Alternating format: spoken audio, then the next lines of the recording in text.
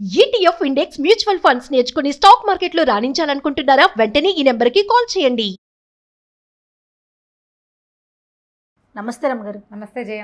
రమగారు, మనం భారతంలో చిన్న కథలు చెప్పుకుంటున్నాం కదా, ఈ రోజు ఏం కథ చెప్తున్నారు? నల దమయంతుల కథ మొదలు పెట్టాం. అవునండి.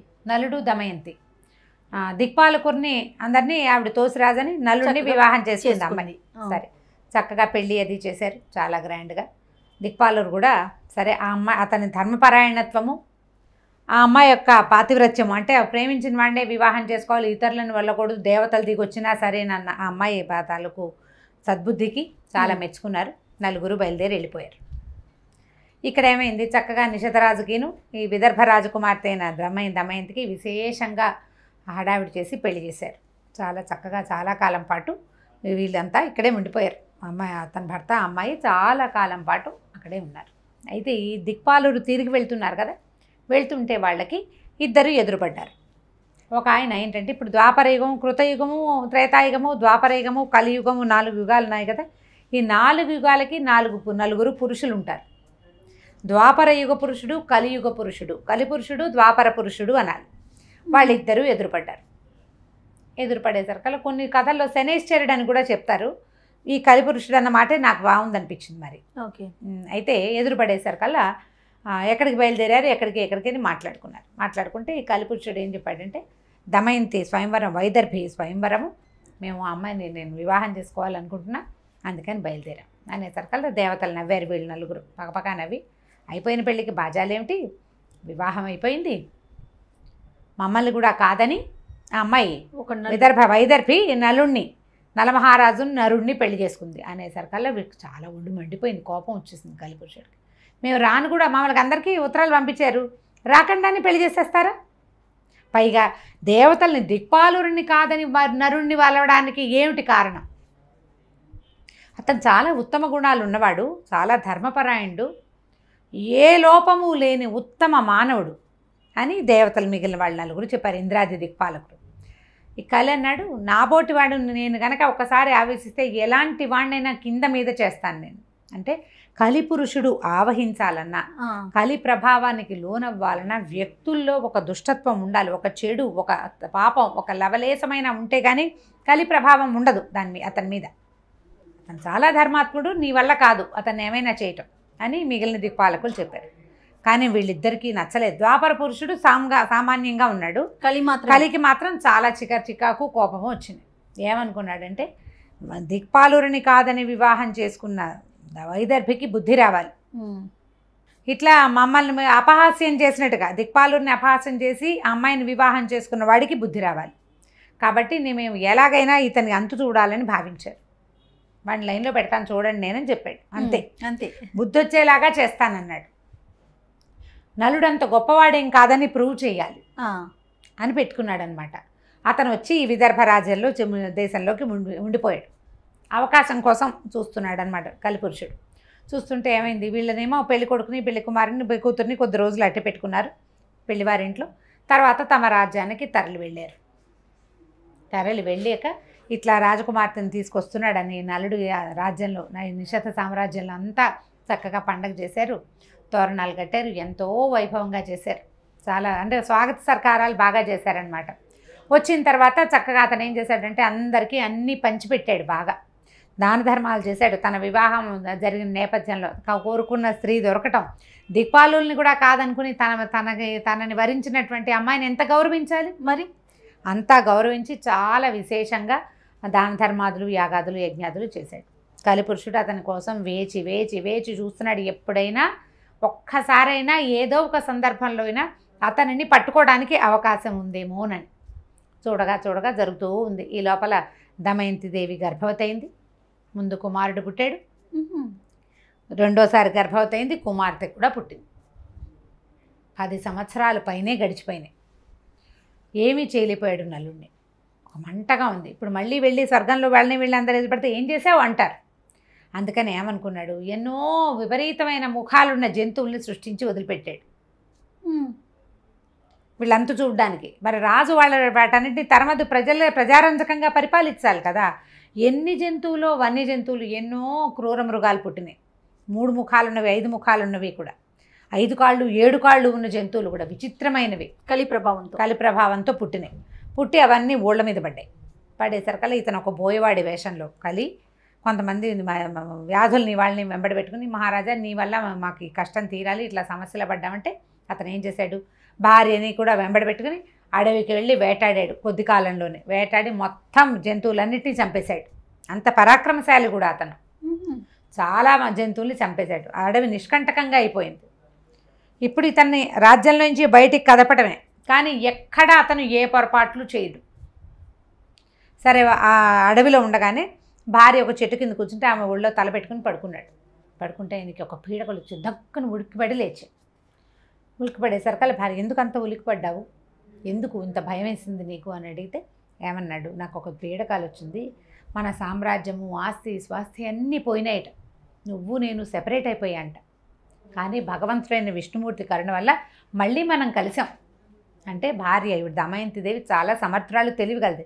ఆవిడేం చెప్పిందంటే, కష్టాలు మనుషులకు గాక మానలకు వస్తాయా, మానవులం మనం కష్టపడటానికే పుట్టాం, ఏదో ఒక కష్టం ఎవరికైనా తప్పదు. ప్రతి జీవికి జీవితంలో ఎప్పుడో ఒకప్పుడు ఒడిదుడుకులు ఎగుడుదిగుడులు ఉంటాయి. మనమంతా భగవంతుడి మీద నమ్మకం పెట్టుకుండాలి, మన ప్రవర్తన సరిగ్గా ఉండాలి. మనం ధర్మపరాయణులుగా ఉన్నంతకాలం మనకు వచ్చిన భయం ఏం లేదు.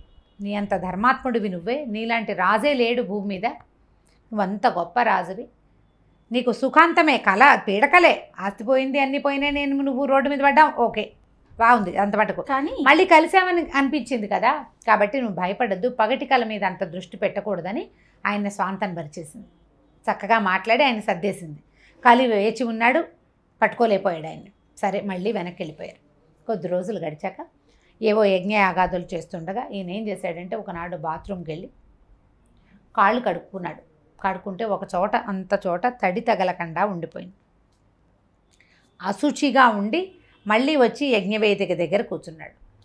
ఓహో, కాళ్ళు కడితే మన వెనకాల ఉండకూడదు, బొల్లు ఉండకూడదని చెప్తారు, బొల్లు ఉండకూడదు, శుభ్రంగా కడగాలి అని చెప్తారు. అందుకు ఈ కాల్లో ఆ తడి తగలని ప్రాంతం అంతా ఉండేసరికి ఆ ప్రాంతం ద్వారా కలి ఈయన శరీరంలోకి ప్రవేశించేశాడు. బుద్ధి రకరకాలుగా పోతుంది, చెడు పనులు చేయాలని ప్రేరేపిస్తుంది, ఎంతమంది చెప్పినా మాట విననివ్వదు, అది మంచిది కాదని తెలిసినా అదే చేయబుద్ధి అవుతుంది. కలియుగపు లక్షణం. మంచిది కాదని తెలుసు, అయినా అదే దీనివల్ల కష్టం వస్తుందని తెలుసు, రేపు ఇబ్బంది పడతామని తెలుసు, కానీ ఆ ప్రేరేపణ ఆ ఉద్రేకం ఆగదనమాట. కలి లక్షణం అది. అయితే ఏం చేశాడంటే, కలి ఈయన శరీరంలో ఉండిపోయాడు. ఇక తర్వాత ఏమైంది, ద్వాపర పురుషుడు కూడా కలితో పాటు సహాయంగా వచ్చాడు. ఈ ద్వాపర పురుషుడు ఏం చేశాడంటే, ఈయనకి 54 మంది, ఇంచుమించుగా 54 మంది సామంతరాజులు ఉన్నారు. ఆ సామంతులలో ఒకడైన పుష్కరుడు అనేవాడి దగ్గరికి ఈయన వెళ్ళాడు.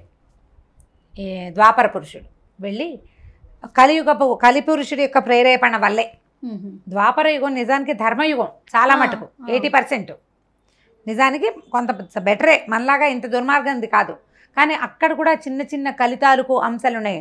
దుర్యోధనుడు వాళ్ళంతా ఇట్లాంటి వాళ్ళే కదా. అవునవును, పక్కవాడికి వెళ్ళనివ్వకూడదు, మనకే కావాలనే ధోరణి, అది కలియుగపు ధోరణి.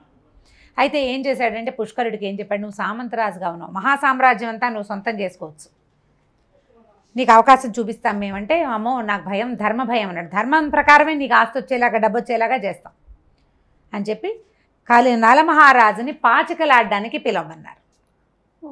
ద్యూత క్రీడ అని ప్రేరేపించారు. నువ్వేం కంగారు పడదు, ఓడిపోతాననుకోవద్దు, నీ పాచికలకి మేము హామీ, నువ్వు గెలిచేలాగా చేసే పూచి మాది, ఎలాగైనా నలమహారాజు సామ్రాజ్యాన్ని లాక్కోవాలి అని చెప్పి పుష్కరుడిని బాగా ఎంకరేజ్ చేశారు. వాడు కూడా ఆ పుష్కరుడు కూడా వీళ్ళ ప్రభావానికి లోనై ఒప్పుకున్నాడు. అప్పట్లో సామంతరాజులు రాజు మీద తిరుగుబాటు చేయటము అది అప్పటి పద్ధతి కాదు అసలు. అయినా కూడా ధర్మపరాయణులుగా ఉండేవాళ్ళు. వాళ్ళని వీళ్ళు ఇలాంటి వాళ్ళు ఆవేశించినప్పుడు ఇక చేయగలిగేది ఏం లేదు. సరే అక్కడి నుంచి ఏమైంది, ఇక్కడికి వచ్చి ఈ సామంతులు వీళ్ళంతా సభ చేసినప్పుడు నలమహారాజు దగ్గర పుష్కరుడు అన్నాడు, ఎంతో కాలం నుంచి చాలా సరదాగా ఉంది, మీతో ద్యూతం ఆడాలని కోరిక మహారాజా అంటే, నలమహారాజు ఆలోచించుకున్నాడు. ద్యూతం సప్తవ్యసనాల్లో ఒకటి, వ్యసనం ద్యూతం చేయకూడదు, కానీ రాజు యొక్క ధర్మం ఏమిటి, ఎవరైనా ధర్మద్యూతానికి పిలిస్తే వెళ్ళాలి తప్పకుండా, ద్యూతానికి పిలిచినప్పుడు నో అనకూడదు. ఇదే పాయింట్ ధర్మరాజు దగ్గర వర్కౌట్ చేశారు దుర్యోధనుడు వాళ్ళు.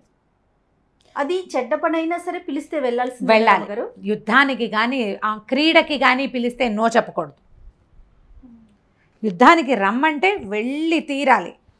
ద్యూతానికి రమ్మన్నా కూడా అంతే. క్రీడకి మన ఇద్దరం కలిసి ఆడుకుందాం రా అని పిలిస్తే రాజు కాదనకూడదు. అవతల వాడు కూడా రాజు కదా, సమౌజ్జి, వాడు పిలిస్తే వెళ్ళాలి. పాపం అనుకుంటాం కానీ రాజులకు ఉండే కష్టాలు రాజులకు కదండి. మరి వాళ్ళకి బోల్డ్ కష్టాలు ఉన్నాయి. అదే కదా, వాళ్ళు చాలా చేయాలి, అందరినీ సాటిస్ఫై చేయాలి. పాపం వాళ్ళు ఎంత కష్టమో రాచరికం చిన్నది కాదు. కత్తి మీద సాము, అసిధారా వ్రతం అంటారు. ఇప్పుడు చూడు, రాచ కొలువు అసిధారా వ్రతమే, రాజుగా సక్సెస్ అవ్వటము అసిధారా వ్రతమే. అక్కడి నుంచి ఏమైంది, ద్యూతానికి పిలిచారు. సరదా ఆట. ఓకే, ఏమైంది, సామంతుల్ని ప్రజల్ని అందరినీ పంపేశారు. వీళ్ళిద్దరు కలిసి ఓ భవనంలో మొదలుపెట్టారు. మొదలుపెట్టి దమయంతి ఏమిటంటే ఆట ఎందుకు వచ్చింది ఇదంటే, ద్యూతానికి పిలిచాడు సరదాగా. మొదట ఈ చేతిగా నా గాజు, నా కంకణం నీ కంకణం, నా కేయూరం నీ కేయూరం, నా కిరీటం నీ కిరీటం. ఎన్ని పెట్టినా కిరీటాలు పోయినాయి, కంకణాలు పోయినాయి, గొలుసులు పోయినాయి, ముత్యాల గొలుసులు పోయినాయి. ఒకటి ఒకటి ఒకటి పుష్కరుడి పరమైపోతున్నాయి. పాచికలు వాడికి ఏం వేస్తే అది వచ్చేస్తుంది. నలుడు వేస్తే ఓడిపోతాడు, గెలవలేడు. నలుడు ఒక్కసారి కూడా గెలవల. సరదా కాడే ఆటలో కూడా గెలవకూడదు, గెలవలేదు అంతే. ఇతనికి లోపల కూర్చున్న కలిపురుషుడు నో అనిపించాల. మళ్ళీ గెలుస్తానేమో, ఈసారి పోగొట్టుకున్నదంతా లాగేసుకోవచ్చేమో. అదే కదా వ్యసన పరుగులకి వచ్చేది. అవునండి, ప్యాకెట్లో పోగొట్టుకుంటారు. ఇంకొకసారి ఒక 10,000 దొరికితే పోగొట్టిందంతా లాగేస్తాను అనుకుంటారు. కలి లక్షణం అది. వ్యసనాన్ని మాననివ్వడు కలి. తాగుబోతుతనం కానీ, ఈ పేకాట కానీ, మట్కాలు అవి ఆడతారు, పిచ్చి ఆటలు. పులిజూదం కూడా ఆఖరికి అంటే పులిమేక ఆడతారు. పులిమేక అని పులిజూదం. పులిజూదం మీద కూడా పోటీలు పెట్టి ఊళ్ళల్లో ఆస్తులు పోగొట్టుకున్న వాళ్ళు ఉన్నారు తెలుసా. ఏమీ లేదు, జస్ట్ చిన్న ఒక చిన్న సున్నా జుట్టు ఇట్లా గీతలు గీస్తారు, గళ్ళు. చిన్న ఆట, అరుగుల మీద కూర్చుని ఆడుకుంటారు. సరదాగా మొదలుపెట్టి పొలాలు ఒడ్డేసిన వాళ్ళు ఉంటారు. అంత జూతం పిచ్చి. ఒకసారి గనక ఓడేమా ద్విగుణీకృతోత్సాహంతో మళ్ళీ దిగుతారు. కోడిపందాలు ఇక ఎంతంత పోగొట్టు. బెట్టింగ్ ఎంత పిచ్చిగా ఉంది. అవునండి, వాళ్ళెవరో ఆడుతుంటే వాళ్ళ మీద మనం పందెం కట్టడం ఏంటని అనుకోవట్లా. జీవితం ఇలా వ్యసనంగా ఉంటుందన్నమాట ఆ పందెం వడ్డటం అనేది. ఇట్లా ఈయన రాత్రి పగలు ఈ ఆటలో మునిగాడని తెలుసుకుని పట్టణ ప్రజల్లో పెద్దవాళ్ళంతా వచ్చారట. ఇదేం ఆట ప్రభు, ఏనాడైనా నువ్వు జీవిత క్రీడ ఆడేవా? వద్దు ఆపమంటే ఆపలేదు. ఆపాలనిపించల, ఇంకా ఆడేద్దాం అనిపించింది. భార్య బతిమలాడింది. మెల్లిగా రాజభవనాలు అవి పందెంలోకి వచ్చేయటం మొదలుపెట్టి బెదిరిపోయింది ఈవిడ దమయంతి. ఏం చేసింది, ఒక సారథిని, బాగా ఈయనకి అలవాటైన సారథిని ఒకటి పిలిచి పిల్లలిద్దరిని పంపించేసింది. ఏదో జరగబోతుంది అనిపించిన అపశకునాలు కనిపిస్తున్నాయి ఆవిడికి. గుడ్ల గూబలవి, నక్కలవి అరుపులు వినపడుతున్నట్టు అట్లా భయంగా ఉంది. వద్దన్న కొద్దీ చేస్తున్నాడు అతను. మానటల్లా. పిల్లలిద్దరిని తండ్రి దగ్గరికి పంపించేసి పుట్టింటికి. చివరికి ఏమైంది, రాజ్యం ఒడ్డారు. పోయింది రాజ్యం అంతా. మొత్తం పుష్కరుడి పరమైపోయింది. పైనున్న ఉత్తరీయం కూడా ఒడ్డేశాడు. ఒక నడువుకి కట్టుకున్న వస్త్రంతో భార్యా సమేతంగా బయటికి వెళ్ళిపోవాలి. ఈయన పెళ్ళాన్ని వడ్డల, ధర్మరాజు కాదు ఈయన. భార్యతో పాటు అతను రోడ్ల మీద పడ్డాడు. అడవుల పాలైపోయాడు నలమహారాజు. ఇప్పుడు ఇతను తన బుద్ధితోటి ఆడల. సొంతంగా ఆయనకి వ్యసనపరత్వం లేదు. లోపల చేరిన కలిపురుషుడు అతన్ని అట్లా ప్రేరేపించాడు ధర్మభ్రష్టుణ్ణి చేయాలని. కానీ ఓడిపోయినా కూడా, ఓడిపోతే ఇప్పుడు ధర్మపారాయణుడు కాదనుకో అతను, అతనికి ధర్మం లేదనుకో, నువ్వు మా ఇంటికి వచ్చాడో తొకలది, నువ్వు ఇదేమిటి నేను చేయను అని తిరగబడచ్చు. పడలేదు. కానీ అతను పడకుండా ఏం చేశాడు, సరదా కాడినా ఇంకోటి రక్షిస్తాడు కదా, సరదా కాడను ఇంకొకటి ఆడు, నేను ఓడిపోయాను కాబట్టి పందానికి ఒప్పుకోవాల్సింది, ఒడంబడి చేయాల్సిందేనని భార్యను తీసుకుని బయలుదేరాడు. ఆవిడ సాధారణ దుస్తులతోటి, ఈయన నడువుకున్న ఒకే ఒక వస్త్రంతో, ఉపరి వస్త్రం కూడా లేకుండా అడవుల పాలైపోయారు. ఇక నడిచారు. దరి తెన్ను తెలీదు, ఎక్కడికి వెళ్ళాలో తెలీదు. ప్రజలంతా గోడుగోడుమని ఏడ్చారు. ఆయన వెనకాల పడి వస్తామన్నారు. రాజ్యం సర్వసహా సామ్రాజ్యం అంతా పుష్కరుడికి ఒడ్డాను. అతను గెలిచేశాడు కాబట్టి రాజ్యంలో ఉన్న ప్రజలు కూడా పుష్కరుడి వాళ్ళే. నాతో రావడానికి వీల్లేదు, మీరు అక్కడే ఉండాలి అని చెప్పి ప్రజలందరినీ వీడ్కోలు పలికేశాడు. వాళ్ళు ఎవ్వరూ అతనికి ఆశ్రయం ఇచ్చినా తీసుకోలే. రాజ్యం వదిలేస్తానన్నా వదిలేయాల్సిందే. ఇంకా ధర్మం మాత్రం తప్పల. భార్య భర్త ఇద్దరు అడవుల పాలైపోయారు. 2-3 రోజులు ఏక బిగిన నడుస్తూనే ఉన్నారు. భార్యను చూస్తే బాధ, ఏం చేయాలో తెలియదు. ఎండకన్నేరు కానీ రాజకుమార్తె. తండ్రి ఎంతో యజ్ఞం చేసి పూజ చేసి తపస్సు చేసి మునుల వరం వల్ల పొందిన కూతురు. దిక్పాలకుడిని కూడా వద్దని, నువ్వే కావాలని పెళ్లి చేసుకుంటే చివరికి నేను ఇది చేశాను, ఈ అమ్మాయిని అడవుల పాలు చేశానని ఆ దుఃఖం తట్టుకోలేకపోయాడు ఆయన. ఏం చేయాలో తెలీదు. ఆమె చెప్పింది, ప్రజలు వచ్చి చెప్పారు. అయినా కూడా మరి ఏ శక్తి లోపలుండి నన్ను ఈ పిచ్చి ఆటకి ప్రోత్సహించిందో ఆయనకు తెలియలేదు. కన్నీరు మున్నీరుగా ఉంది లోపల. మగవాడు పెద్దగా ఏడవలేడు. ఆవిడ పోతే పోయింది, భర్త అయినా తనతో పట్టినాడు, పిల్లలు సేఫ్గా ఉన్నారని ధైర్యంగానే ఉంది. నడుస్తున్నారు, మరి నడవలేకపోతోంది. ఏం చేస్తారు, అట్లా వెళ్తూ ఉన్నారు. ఇలా వెళ్తూ ఉన్నటువంటి నల దమయంతులు ఎక్కడికి చేరారు, వీళ్ళ కథ ఎలా కంచికి చేరిందో మనం వచ్చే భాగంలో తెలుసుకుందాం. తప్పకుండా అండి. నమస్తే. నమస్తే జయ.